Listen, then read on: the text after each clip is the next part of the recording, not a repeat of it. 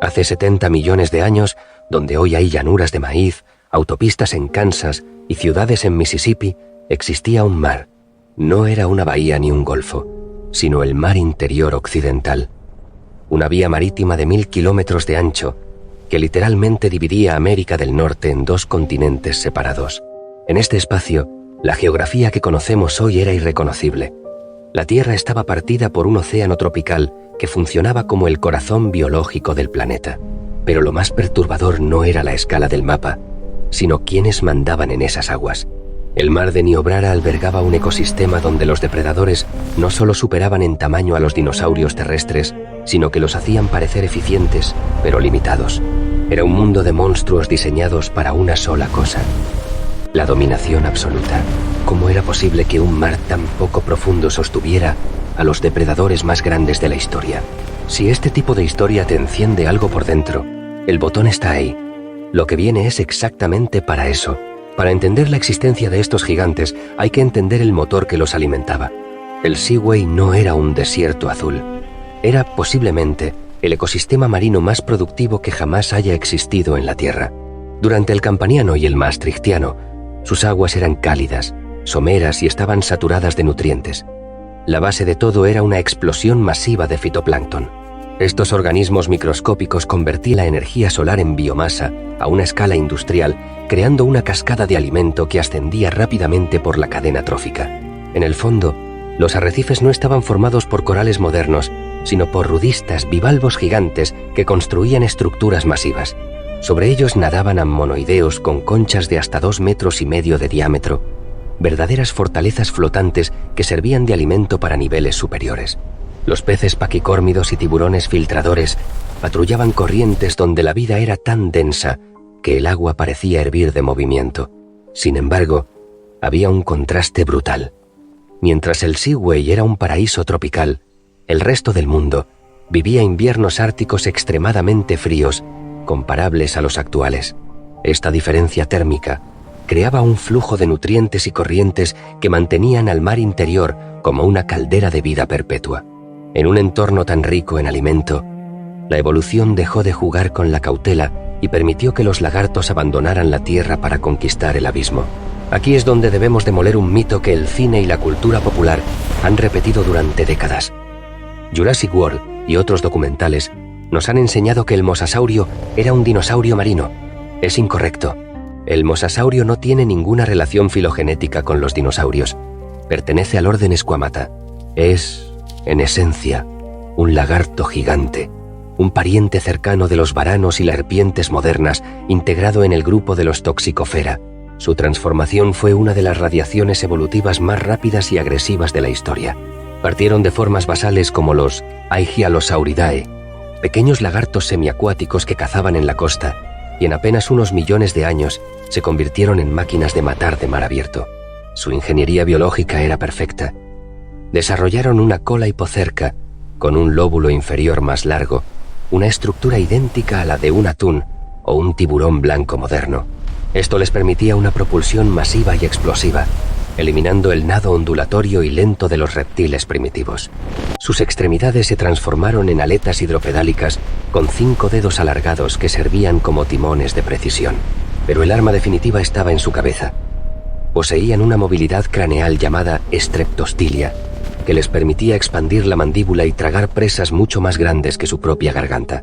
El Mosasaurus hoffmanni, el titán de este ecosistema, alcanzaba los 17 o 18 metros de longitud. Para que dimensionen esto, su fuerza de mordida era comparable a la del Tyrannosaurus rex. No solo cazaban peces, pulverizaban huesos y caparazones. El Tyrannosaurus rex era el rey de la tierra, pero el mosasaurio era el dueño absoluto del agua. Sin embargo, el mosasaurio no estaba solo en la cima. El Seaway era un campo de batalla de gigantes donde cada especie había reclamado un nicho de terror específico. Mientras el Mosasaurus era el tanque, el Tylosaurus, de hasta 14 metros, era el especialista en emboscadas, un depredador más agresivo y rápido que no dudaba en atacar a sus propios parientes. De hecho, existen registros fósiles de Tylosaurus con restos de Clidastes, un mosasaurio más pequeño, en su estómago. El canibalismo no era una anomalía, era una estrategia. En otro extremo de la jerarquía estaba el Elasmosaurus. Si el mosasaurio era la fuerza bruta, el Elasmosaurus era el récord anatómico. Medía 14 metros, pero lo perturbador era su cuello. 7 metros de longitud sostenidos por 72 vértebras cervicales. Es el cuello más largo de cualquier animal que haya caminado o nadado sobre la Tierra. Esta adaptación le permitía acercarse a bancos de peces sin que su cuerpo masivo alertara a las presas, lanzando su cabeza como un arpón biológico. Luego estaba el archelón, la tortuga más grande que jamás haya existido. Medía 4.6 metros de largo y pesaba 2 toneladas. Era una fortaleza flotante, aunque incluso su caparazón no era garantía de seguridad frente a un mosasaurio hambriento. Y en la base de los carroñeros estaban los tiburones Squalicorax. Estos animales tenían una dieta macabra y especializada. Se alimentaban de los dinosaurios terrestres que, al morir cerca de la costa o caer al agua, eran arrastrados al Seaway. El Squalicorax era el equipo de limpieza del sistema, reciclando la carne de los reyes de tierra en el vientre del océano. Era una arquitectura biológica perfecta, donde el pez Gifactinus competía por las presas medias y los mosasaurios cerraban el ciclo.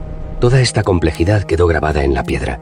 Sabemos esto porque los sedimentos de Kansas y South Dakota poseen algunos de los fósiles mejor conservados del Cretácico. La química del agua y la rapidez de la sedimentación evitaron que los cuerpos se descompusieran totalmente. Recientemente, en Mississippi, geólogos del Departamento de Calidad Ambiental hallaron una sola vértebra de 18 centímetros.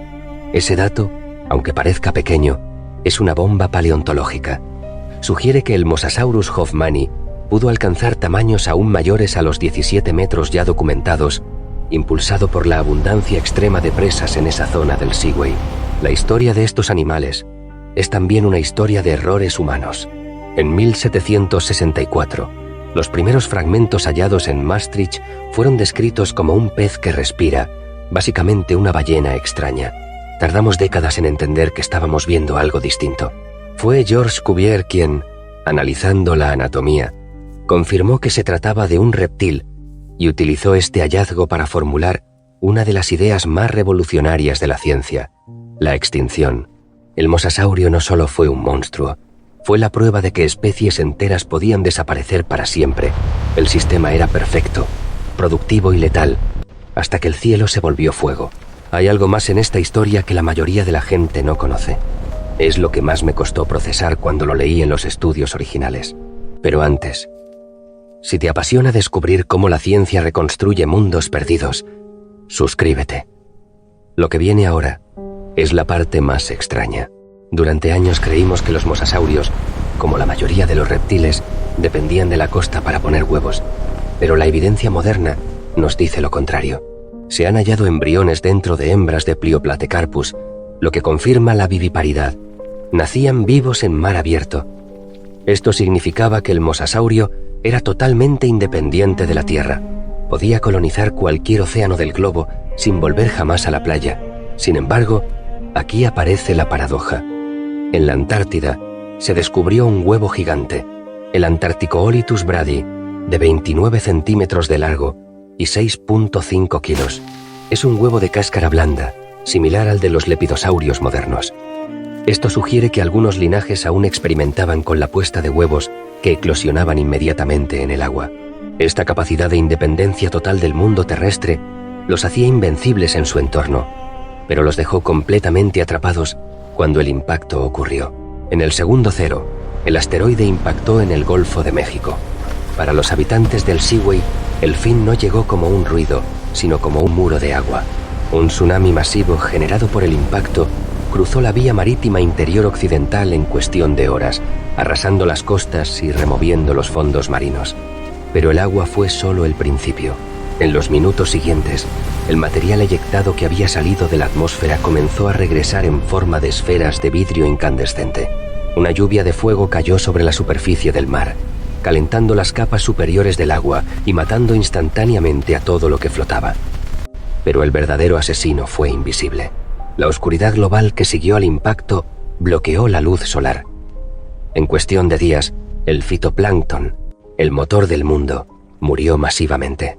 Se produjo un efecto dominó devastador. Sin fitoplancton, los amonites desaparecieron. Sin amonites, los plesiosaurios se quedaron sin alimento. Y en la cima, el mosasaurio, el rey absoluto, descubrió que su tamaño ya no era una ventaja, sino una condena.